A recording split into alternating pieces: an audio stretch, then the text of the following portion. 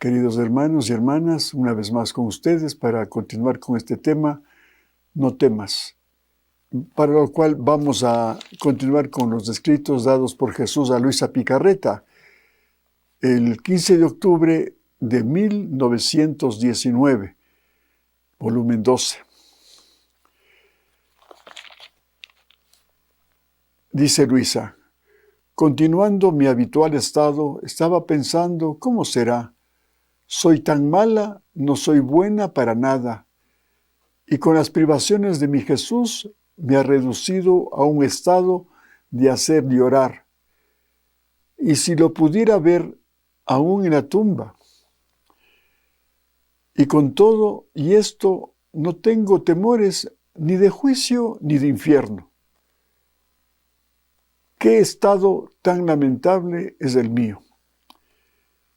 Mientras esto pensaba, mi amable Jesús se ha movido en mi interior y me ha dicho: hija mía, en cuanto el alma entra en mi querer y se decide a vivir en él, huyen de ella todas las dudas y todos los temores.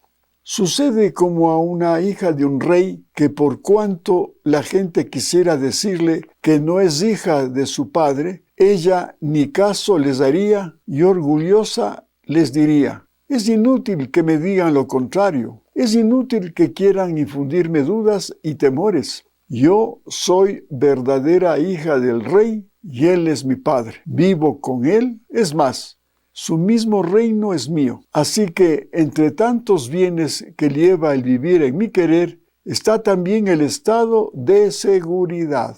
Y como el alma hace suyo todo lo que es mío, ¿cómo puede temer de lo que posee? Por eso el temor, las dudas, el infierno, se extravían y no encuentran la puerta, ni el camino, ni las llaves para entrar en el alma. Miren cómo el Señor nos da con este ejemplo de la hija del rey, que se siente segura esta hija de su padre, porque primero es padre y luego es hija del dueño de ese palacio. Y así nosotros podemos decir lo mismo. Yo tengo un padre y el reino de la divina voluntad es mi palacio.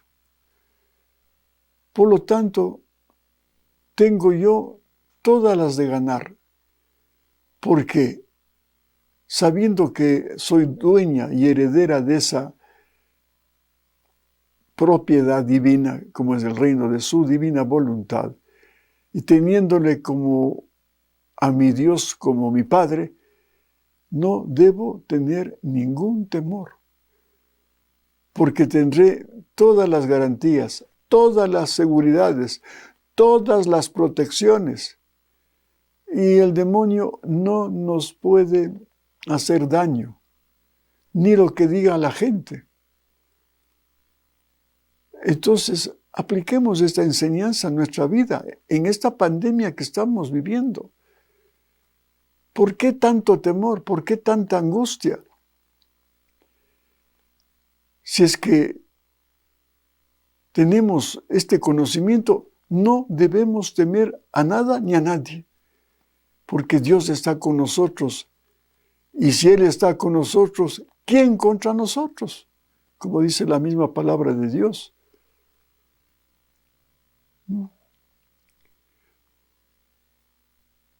Repito lo que dice Jesús. Por eso el temor, las dudas, el infierno se extravían y no encuentran la puerta, ni el camino, ni las llaves para entrar en el alma. ¿Sí? Si ya estás llena de Dios, ¿cómo puede entrar el demonio a tu ser, a tu alma? Imposible. Es más, dice, en cuanto el alma entra en el divino querer, se desnuda de sí y yo la visto de mí con vestiduras reales y estas vestiduras ponen el sello de que es mi hija de que mi reino tal como es mío es suyo, y defendiendo nuestros derechos, toma parte en juzgar y en condenar a los demás.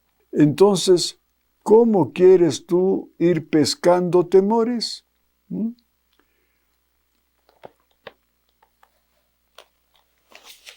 Otra enseñanza complementaria a la anterior, que Él, como rey que es, viste a sus hijos con vestiduras reales, para darnos a entender de que soy hijo e hija de ese gran rey y que tiene derecho a todo lo que tiene el rey, a todos sus atributos divinos. Y entonces contra ese hijo o contra esa hija se van a estrellar todos los temores, todos los enemigos que se pueden encontrar en el mundo. Y uno de ellos, el peor, es el demonio, que anda merodeando, buscando cómo hacernos caer en la tentación. Y esta es una de las graves y grandes tentaciones, el temor. Entonces, seamos valerosos, seamos llenos de coraje, porque si tenemos fe en lo que nos dice el Señor, ¿a quién podemos temer? ¿Quién me hará temblar, como dice un salmo? Caerán a mi lado 1000 y 10,000, y a mí nada me pasará, como dice el Salmo 91, porque Dios está conmigo. Pisaremos serpientes, pisaremos lo más dañino para nuestras vidas, porque estaremos con el poder divino para que ese mal, ese daño no llegue a nuestra vida, no llegue a nuestra alma. Bien, entonces ahora vamos a continuar con estos escritos de Luisa contenidos en el volumen 17 del Reino del Fiat Divino en medio de las criaturas. Y vamos a tomar el escrito del 29 de julio de 1924. 29 de julio de 1924. Está en la parte ya casi final de este escrito y dice, estaba Luisa oyendo algunas enseñanzas de Jesús y dice Luisa, yo al oír esto le he dicho, amor mío, a pesar de todo este apoyo que tú dices, yo temo que me dejes. ¿Y qué haré yo sin ti? Tú sabes cuán miserable y buena para nada soy. Además temo que dejándome tú, también tu voluntad se vaya de mí. Siempre había ese temor de Luisa. Cada vez que no se manifestaba Jesús, ella ya sufría por esa ausencia y temía de que le deje del todo. Pero siempre, asimismo, ante ese escrúpulo humano, Jesús le ratificaba que Jesús siempre estaba con ella, aunque a veces no le veía físicamente, pero en su interior estaba ahí permanentemente. Entonces Jesús le contesta, hija mía, ¿por qué temes? Este temor es la voluntad humana, que quisiera salir fuera de sí para hacer un poco de camino. Mi voluntad excluye todo temor, porque no tiene de qué temer. Es más, es segura de sí y es inamovible. Debes saber que cuando el alma decide hacerse poseer por mi voluntad y vive en ella, estando mi voluntad vinculada con todas las cosas creadas y no habiendo cosa sobre la cual ella no tenga su dominio, el alma queda vinculada con todas las cosas creadas y mientras va haciendo sus actos, así va quedando escrita con caracteres imborrables en todas las cosas creadas su filiación con la divina voluntad, su morada y su posesión. Eso es importante lo que nos dice el Señor, que todo lo creado nos pertenece, pero hay que tener esa luz para comprender lo que Jesús nos ha dejado, y que por falta de conocimiento, precisamente por esa falta de luz, pasamos como huérfanos, no como hijos. Y por eso, como los huérfanos siempre están dependiendo de los demás, hasta de la caridad, aquí el Señor nos está diciendo que ya somos dueños de lo que Él ha creado para nosotros. Hay que tomar posesión. Sí, porque ¿qué saco yo, por ejemplo, hablando humanamente?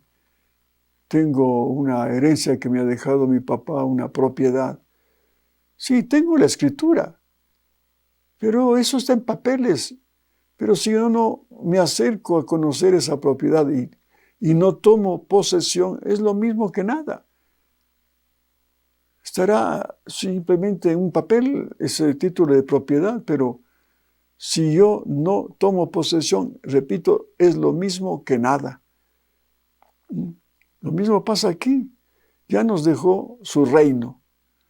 Nos dejó la creación, la redención, la santificación, que son herencias que nos ha dejado el Señor para que lo poseamos.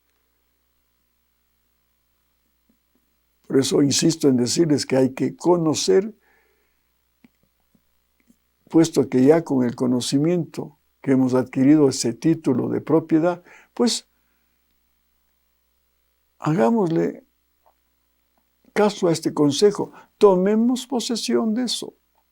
Mira un poco en todo el universo, en el cielo, en las estrellas, en el sol, en todo, y verás junto con tu nombre escrito con caracteres indelebles tu filiación con mi voluntad. ¿Cómo puede ser posible entonces que esta Madre eterna y divina deje a su querida hija, nacida de Elia, y hecha crecer con tanto amor?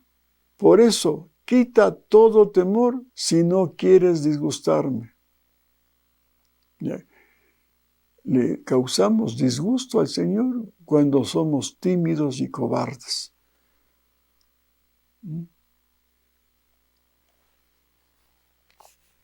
Jesús era un varón de la estirpe de David, león de Judá, como nos ha demostrado a lo largo de sus enseñanzas, de su vida, que nunca tuvo temor, aunque algunos le dicen pues que en el huerto de los olivos estaba temblando de miedo, porque como Dios ya sabía lo que le esperaba. No. Si Él dijo en el huerto de los olivos que pase de mí este cáliz, no era el cáliz del temor, sino el cáliz de la voluntad humana que Él estaba asumiendo, que Él asume nuestra voluntad. Somos miembros del cuerpo místico, Él es la cabeza. Entonces, en el huerto de los olivos lo que vio es los pecados que trae consigo la voluntad humana. Por eso era, aparta de mí este cáliz de la voluntad humana y dame ese cáliz de voluntad divina. No por nada dice también en una de las revelaciones privadas que un ángel le trajo el cáliz lleno de voluntad divina cuando estaba en el huerto de los olivos para que tome ese Jesús que adoraba esa voluntad del Padre. Y por eso es que cuando vinieron los verdugos a apresarle, con esa valentía, porque estaba lleno de voluntad divina de su Padre, dijo, ¿a quién buscáis? ¿A quién buscan? Y cuando le dijeron, a Jesús de Nazaret, que dijo, yo soy. Ahí estaba la voz del Padre en él. Yo soy. cayeron de rodillas al suelo. Pero como tenía que cumplir esa misión de dar su vida por nosotros, pues permitió, levántense. Como faltó poco decir, aquí estoy, tomen preso. Ese es el modelo para nosotros. Que ante cualquier problema que tengamos en la vida, estemos temblando de miedo, ahora sí, humanamente. ¿Por qué? Porque la voluntad humana en nosotros nos puede causar temor. Y ahí nosotros nos arrodillamos ante las circunstancias de la vida, como ahora en esta pandemia. Estamos arrodillados ante un miserable virus de COVID. Así nos ha puesto el demonio a mucha gente, temblando ante un virus. Entonces hay que ser como Jesús, pedirle al Padre Dios que nos mande un cáliz de su voluntad divina. Y eso se obtiene viviendo la divina voluntad. Ahí va a estar Dios entero en nosotros, con Jesús, el Padre y el Espíritu Santo, porque ellos viven solamente de divina voluntad. Y teniendo nosotros el poder del Padre, la sabiduría del Hijo, y la fuerza y el amor del Espíritu Santo, y acompañado de la Virgen María. Como aquí dice, ella tampoco nos deja, es nuestra madre. Tenemos todos los beneficios para vencer los temores. Y si alguien nos quiere atacar, alguien nos quiere causar miedo, si este COVID nos tiene paralizados, vamos a reaccionar ante las soluciones humanas que ahora imperan con esta pandemia, a decir, yo soy, y con Dios Padre, con Dios Hijo y Dios Espíritu Santo y nuestra Madre Santísima tenemos una protección divina para que se arrodillen todos los virus, todos los ataques del demonio, todos los temores, y tener la cabeza alta diciendo, tengo a un Dios y con Él lo puedo todo y nada me va a pasar. Y no, como dice al final, no le disgustemos al Señor. No les disgustemos. Porque tenemos que ser imagen y semejanza de Él. Jesús no fue un cobarde. No tuvo miedo. Él mismo dijo, yo abrazo la cruz. No como quieren dar a entender los teólogos de que tenía miedo de abrazar la cruz. Yo doy mi vida y yo mismo la tomo luego. Así hizo Jesús. Y Luisa dice, y mientras esto me decía, yo miraba en el cielo, en el sol y en todo lo demás, y veía escrito mi nombre con el título de hija de su voluntad. Sea todo para la gloria de Dios y para la confusión de la pobre criatura que soy. Qué lindo que también nosotros podamos tener esa dicha de Luisa, que también nuestro nombre esté ya en el cielo, escrito en el libro de la vida. Este es mi hijo de la voluntad divina, y en él me complazco. Como lo dijo Jesús, le dijo a Jesús el Padre, cuando se estaba bautizando en el río Jordán y al salir de él, este es mi hijo en quien me complazco. Qué lindo que diga de nosotros también lo mismo. Este es hijo de mi voluntad divina y tengo todas mis complacencias en este hijo, porque vive mi divino querer. Luego tomamos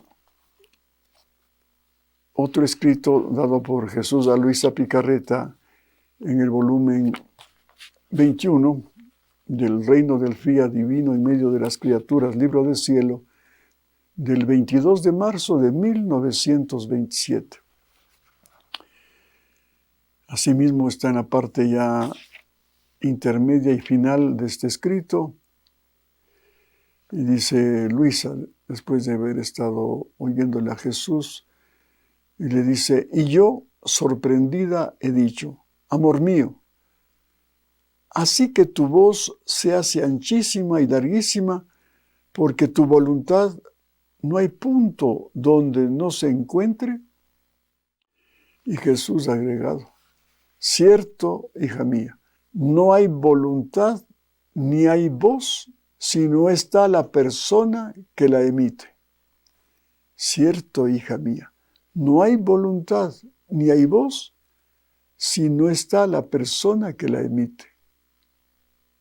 Claro, porque nuestra vida pues está llena de actos de voluntad humana y nuestra voz pues es parte de esa expresión de la vida humana. Así como mi voluntad se encuentra por todas partes, así no hay punto donde no llegue mi voz que lleva mi fiat a todas las cosas. Por eso, si te encuentras en mi voluntad en medio de sus obras, puedes estar más que segura de que tu Jesús está contigo. Qué bello esto. Por eso, si te encuentras en mi voluntad en medio de sus obras, puedes estar más que segura de que tu Jesús está contigo. Entonces, en todas las obras está Jesús. Y si tú vives el divino querer, tomas posesión de Jesús y tomas posesión de todo lo creado, inclusive de sus atributos. Por ejemplo, la voz humana. La voz humana tiene su alcance. ¿Qué será? Por más potente voz que tengas, pues en un auditorio te oirán algunas personas, tal vez los que están cerca del escenario de alguna sala de espectáculo, pero los del fondo o los de palco, los de galería ya no te van a escuchar bien. Por eso hay los sistemas de amplificación, para amplificar la voz. Pero con Jesús, qué bello que unido a Él puedas tomar ese atributo de la potencia divina, que es más que un amplificador de 1.000.000 de vatios. Y con esa voz, cuando hablas, qué bello que se esparce esa voz en todo el mundo y abarque todas las generaciones. Esa voz llegue al cielo, al purgatorio y hasta el infierno, porque atraviesa toda esa voz. Por eso les decía una vez, cuando tengo la posibilidad de hacer una lectura en la Santa Misa, me gusta, no por vanidad hacerlo, ni para decir que ve ese hombre cómo habla, cómo lee la palabra de Dios. Porque más allá de cualquier atributo que pueda tener tu voz, porque hay voces potentes, voces medianas, otras voces débiles, pero no importa eso. ¿Qué saco yo con un hombre que tiene un vozarrón, pero no lo hace en divina voluntad? Ese vozarrón alcanza una distancia y dura un tiempo, el tiempo en que habla el vozarrón. En cambio, puedes tener una voz débil, finita, pero unida a Jesús, esa voz se hace voz divina y alcanza a todos los tiempos, a todas las generaciones. Y cuando leo, precisamente le invito a Jesús. Jesús, ven a leer en mí, yo leeré contigo. Y contigo daremos gloria al Padre, lo que encierra tu palabra, y que llegue esa palabra a todos los confines de la tierra, del cielo y del purgatorio. Qué lindo que un alma del purgatorio escuche la voz nuevamente de Dios y ahí pueda tener ese anhelo más de estar cerca de Dios. Y en los viadores, igual la gente que todavía está en la tierra, En el cielo verás lo que significó pronunciar la palabra de Dios. Porque ahí puede venir una gracia. Si estás viviendo la divina voluntad y proclamas la palabra de Dios, eso puede significar una conversión, un arrepentimiento, un cambio de vida. Porque en divina voluntad abarca todo y es el mejor evangelizador. Y al mismo tiempo con Jesús hago actos de reparación. Porque hay mucha gente que le ofende al Señor con la palabra, que lo interpreta mal, lo tergiversa o a propósito no lee lo que dice la palabra de Dios y se inventan, porque se creen superiores a lo que el Espíritu Santo ha iluminado. Por ejemplo, a San Pablo, a San Juan y los mismos 4 evangelios. Entonces, eso hay que reparar. Eso hay que reparar. Lo mismo, sacerdotes que pronuncian las palabras de la consagración en la Santa Misa y a veces no se sujetan a lo que está establecido por la liturgia y que ya en el misal romano es aprobado ya.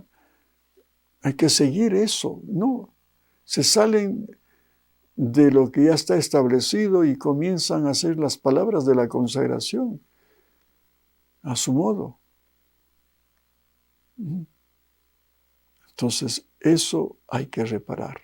Mire. Continúa Luisa y dice, después de todo esto estaba pensando en el gran bien que nos trae la divina voluntad. Y mientras estaba toda inmersa en ella, mi dulce Jesús agregado, hija mía, así como el sol que cuando surge hace huir las tinieblas y hace surgir la luz, cambia la humedad de la noche de la cual las plantas han sido investidas, de modo que yacían oprimidas, adormecidas y melancólicas, y en cuanto surge el sol, esa humedad la cambia en perlas, cubriendo todo, plantas, flores y toda la naturaleza. Su halo argentino da de nuevo la alegría, la belleza, quita el entorpecimiento de la noche y con su encanto de luz parece que da la mano a toda la naturaleza para vivificarla, embellecerla y darle la vida. El mar, los ríos, las fuentes dan temor en la noche. El mar, los ríos, las fuentes dan temor en la noche. Pero en cuanto surge el sol, los rayos solares hacen huir ese temor e investiéndoles hasta el fondo, forma en ellos un fondo de oro y de plata, cristaliza las aguas y de ellas forma el encanto más bello. Así que toda la naturaleza resurge por medio del sol. Si no fuera por el sol, se podría llamar obra sin vida. Eso hablando de la naturaleza, como aquí habla de las plantas, de los ríos. Cuando hay oscuridad, a veces la penumbra nos asusta, el ruido nos estremece muchas veces de un río caudaloso. Pero cuando viene el sol, ¿cómo se transforma eso? Nos da gozo ver la naturaleza que Dios ha hecho. Las flores, las plantas, los animalitos, los ríos, los mares, nos dan mucha paz. Y alabamos y adoramos a Dios y le damos gracias por esa creación. Pero cuando surge el sol, y así nuestras vidas pueden pasar en medio de la oscuridad y causarnos temor. A veces los ruidos, cuántas veces de pequeños nos hacían temblar algunas historietas de terror, que aparecían fantasmas en la oscuridad, etc. Pero cuando ya conocemos estas verdades, ya el sol del divino querer alumbra nuestra vida y nos da paz, confianza y ahuyenta todo temor y más bien nos da el coraje para seguir viviendo alabándole y agradeciéndole y adorándole al Señor por habernos dejado esta luz divina que aclara nuestra existencia, este faro divino que nos ilumina para vivir de otra forma, sin temores.